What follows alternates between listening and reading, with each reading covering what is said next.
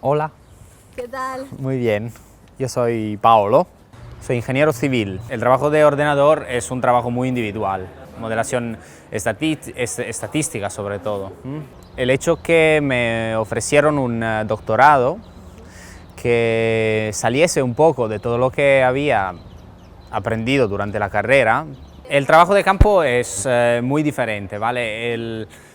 Por ejemplo, el hecho de trabajar con biólogos es muy divertido por un ingeniero también, porque ellos tienen un enfoque mucho más dirigido a los animales, al tipo de muestreo, y nosotros vemos las cosas mucho más desde un punto de vista físico. Yo hice mi doctorado básicamente en los problemas medioambientales relacionados con la gestión de los recursos hídricos, ¿vale?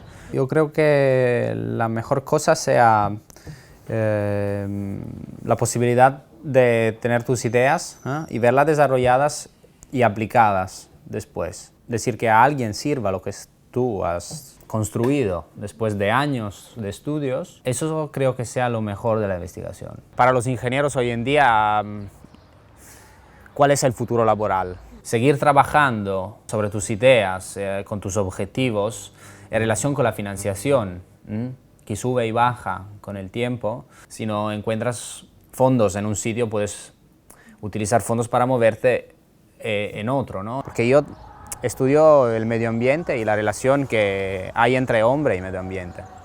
El ecosistema da un beneficio a la sociedad. A mí me encanta estudiar y encontrar cosas nuevas cada día. El mejor consejo es, en mi campo, es que quiere hacer algo para mejorar el entorno natural, ¿vale? Y hacerlo con pasión. Bueno, y luchar también un poco para que tus cosas lleguen en algún sitio, ¿no? Lleguen a ser utilizadas por alguien.